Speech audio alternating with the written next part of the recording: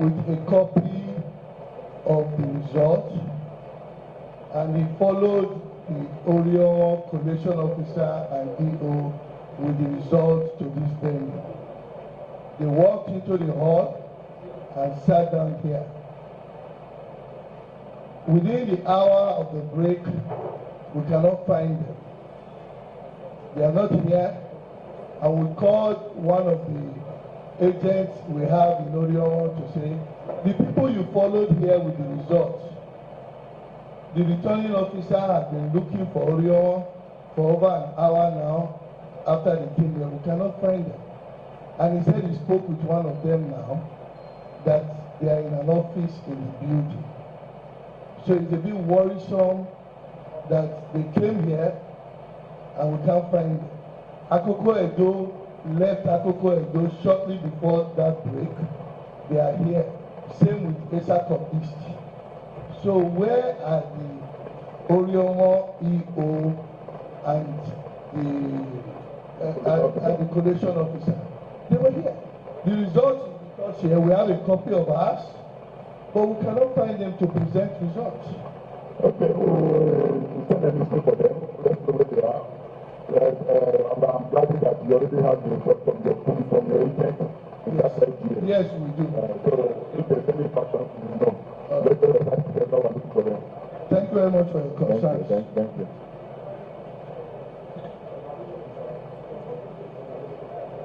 Yes. Observation, sir. Okay.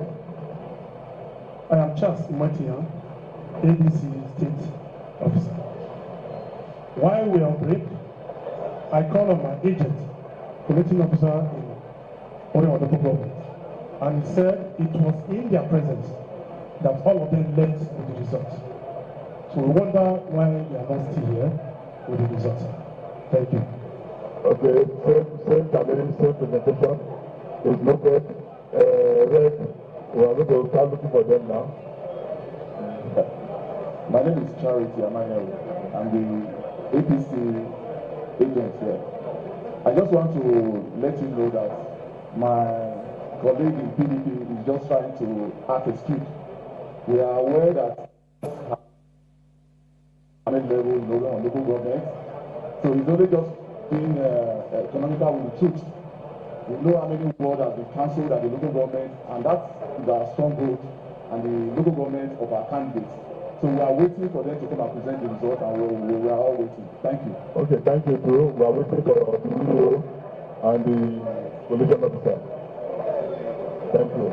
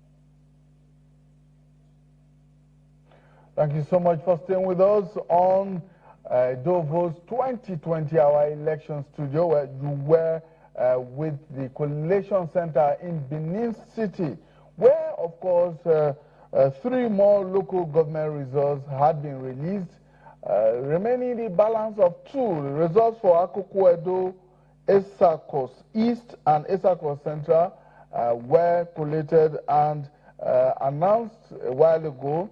What is left now, the 2 local governments that are left now will be Orionwo and Ovia Southwest, and that would, of course, conclude the results from the 18 local governments of the state. Well, while we wait for the collation officers to resolve their differences, as it were, and bring forth the remaining results, let's return to the studio here. Well, we still have with us in the studio Professor Kari and, of course, Professor Samuel Odewumi, who is with us from Lagos. Professor Abiodun Adeniyi has had to leave us for some other assignments, but Professor Kari and Professor Samuel Odewumi are with us. Professor Kari, everyone was expecting that by now we would have had the concluding results, and then we'll have a clear picture of what's happening.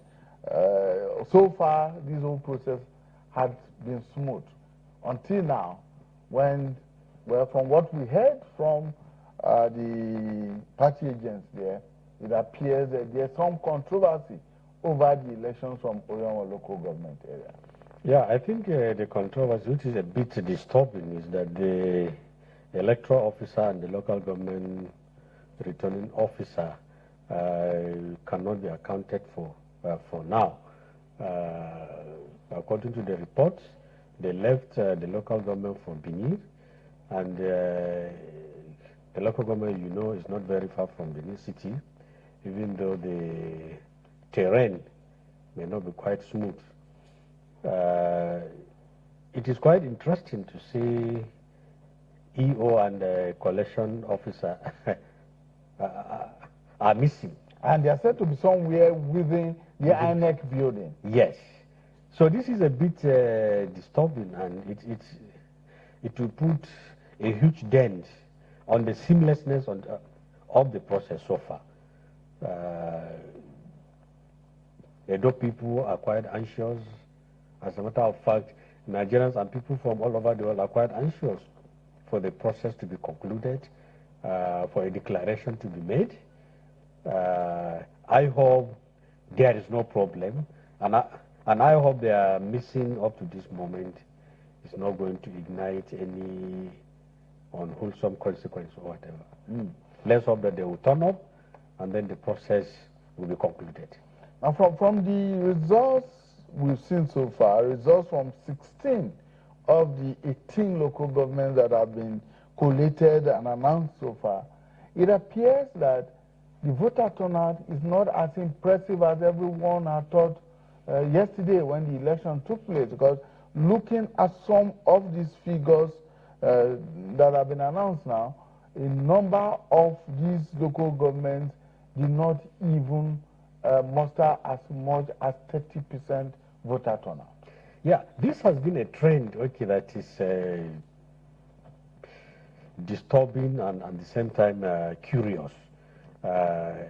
If you read many of the newspapers, except, okay, The Guardian this morning, they reported relatively high turnout, voter turnout. But The Guardian is very, very categorical that the turnout was poor.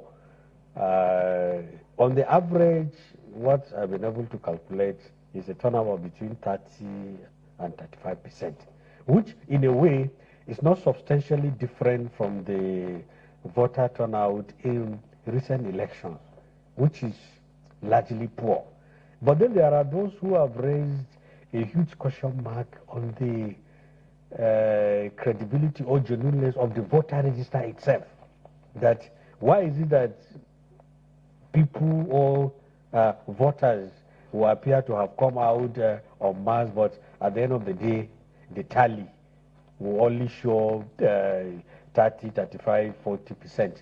So some people are saying that perhaps there is something wrong with the voter register itself, that some of the names are actually not there.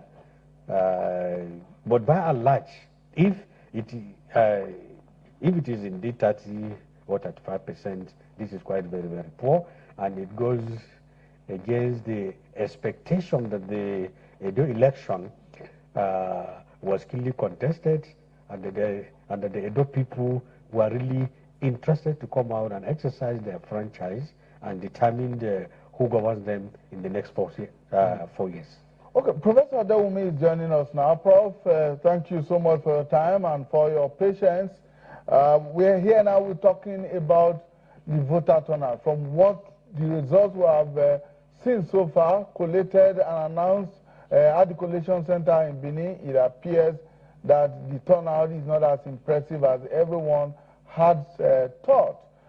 Because take for example, Oredo local government area, which is the most populated local government in Edo State. It had 313,558 registered voters, 240,194 PVCs were collected, but from the results so far released, it appears that voter turnout was not more than 64,000 in that region, out of a total of 240,000. Yeah, if you recall what I said yesterday, what percentage did I give? I said the results will be 30% plus or minus 5. We could go into one, but that's what I said, 30% plus or minus 5%. Now, there are so many reasons for this. Number one, the voters register is a room where you have entry without exit. So those figures that are piling up have not been cleaned. Many have died, many have moved, and you see, if you see the demographics of those polling units, many people are in one end of the town and have moved to the southern part, and there is no movement on that day. How many people will go? Sometimes students register on their campus, I said it yesterday, and now there is COVID lockdown, they will not be able to vote. There are so many dynamics that we cannot achieve more than that. Let nobody say this is low turnout, this is the real turnout. Except, in fact, most of the time when you have 60-70%, it is fraud. Fraud, capital letter, underline, bold. You cannot get 70 to 80% voters turnout anywhere. And I said, if the card reader is allowed to do his job, that is what we will get. And to some extent, there is adherence to the card reader dictates in this election. So please, let us not say there is a low turnout. That is the turnout. It cannot be more than that. We can sit down and I do the analytics of why. I told you how many are dead, how many have moved, how many registered where they are not supposed to be, and more than 400 to 500,000 have not collected their PVC. That is one. Then I want to go further on this, that INEC should now use, because if there is now a gap, if the gap is not sufficient and the cancelled vote is more than the gap expected in the voter register, I want them to adjust that to say that it should be a ratio of the number of voters, cancelled vote versus those who collected their PVC. There is no point in saying it is going to be, if the number of cancelled votes is more than the number of registered voters, it should be, if it is more than the number of people who collected their PVC. So that is that. And if you permit me, before we went to Edo, you throw the question to me about the number of political parties. Well, if we will go to the back end of where we started, Gani Fawehinmi, God bless his soul, is the one that changed the dynamics of he broke open the door for the control of the number of registered political parties. Once he went to court, he won the case. That became the main avalanche by which all these political parties are getting in. So we've been shouting that there must be a control. We don't say you should not associate, but it's not everybody that should be on the ballot paper. That unless you achieve certain things, and this was adhered to, there was a constitutional review that if you have not gotten a certain percentage at local and state government elections, state elections, you will not be on the ballot. Now, that is what INEC relied on, that even the number of political parties in Edo is 16. If it were not so, you will be having. Then, people went to court. These mushroom political parties went to court. They lost at the lower court, but they won at the appeal. So, except INEC win at the Supreme Court, we will back to the old ballot paper with all the political parties. So I think in the constitutional review, they should now tighten the screw, because the problem now is interpretation of when the law should take effect and what does it refer to, that you should have a certain percentage of local government when local government has not been held throughout the country. So these are the technicalities that the small political parties are holding on to. And my worry about them is that, look at the last presidential election. About 30 of them endorse a single political party. They are just traders. They won't campaign. They will wait until the election is there, and they will be already on the ballot. They will now go and endorse either PDP or APC, thereby wasting our time, wasting our resources. So I think in the House of Assembly, as they are adjusting the law, and I pray the Supreme Court we shut down the victory they had at the appeal court, so that we can have some sanity. This little sanity we had is because of the victory that gave INEC the audacity to cut off all these unwieldy political parties. So that is for that. As for the turnout, this is the turnout you can have, given so many circumstances. All right, Prof. I'll come back to you on the issue of COVID protocols, but let me allow Dr. Kari to also comment on these political parties. And as the results were being announced, we were having this conversation about some political parties even scoring zero in a whole local government area. Now, the expectation is that political parties going into an election at that state level should have structures in each of those local governments. Is that to say that even officials of those political parties do not exist in those local governments, or did not even vote for their own party candidate in the election? Well, what this really means is that these political parties were never in the race and do not even appear to know the true meaning of a context. To go for an election is to go, it's an attempt to grab power. But if you go for an election simply to be seen to have participated, I think that is completely against the grain and norm of democratic contest itself. As you mentioned, any political party that scores 0 or 1 or 5 votes means that it either does not have a structure in the whole local government, or even the so-called structure and personnel that it has do not believe in the candidate and or the the party philosophy of the itself. party, yes. Yes. And what all this translates is that in the first place, this party shouldn't have been on the ballot. And this is simply a confirmation that it's not every political party that is supposed to be on the ballot for certain elections. A party should have prepared very well. It should have been able to favorably compete, have the wherewithal, the capacity, the personnel to come and participate, and simply not be on the ballot just for the sake of being on the ballot.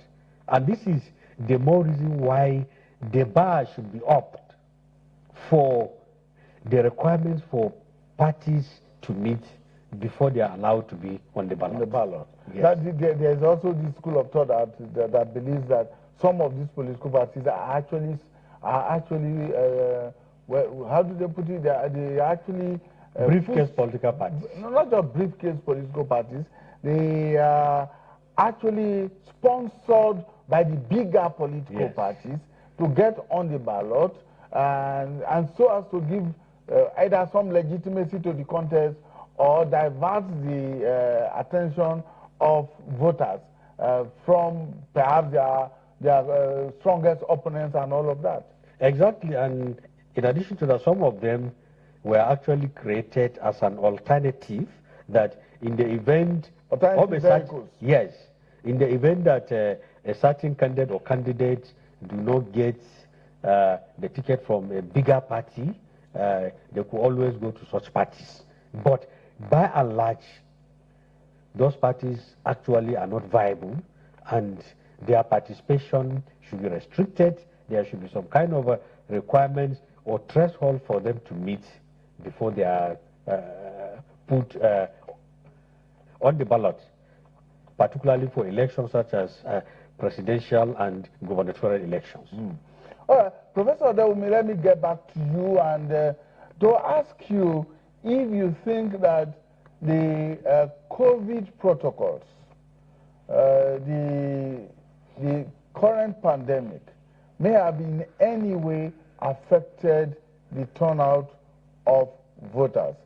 Although, as we saw yesterday, and even now, that many Nigerians do not seem to be observing the COVID protocols.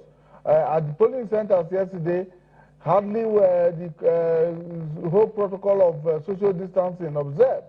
Well, yes, hand sanitizing was there, but social distancing was not there. But could that have been responsible for why some voters may not have turned out at the polling stations?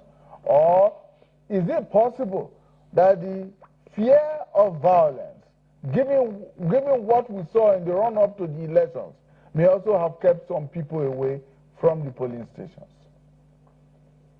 Well, I don't think COVID has any significant impact, if at all. People have been ignoring or daring COVID in so many ways, in the campaigns, in the business activities.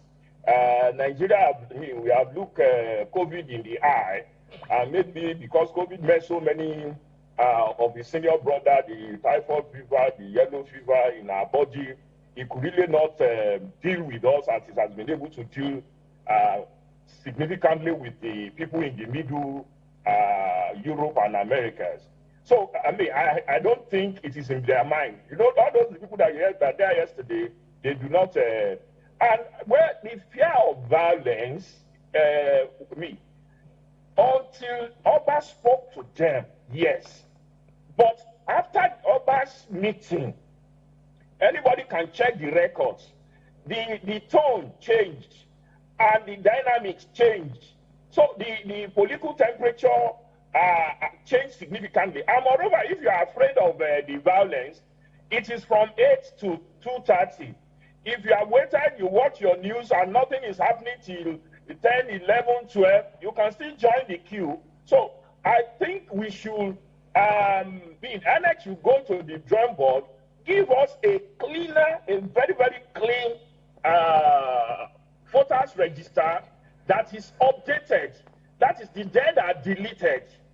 Those who are supposed to collect their cards and they couldn't should be announced, and then they should find a way to. And the major issue is the mobility of the people. It is important to take how people will move from one end to the other.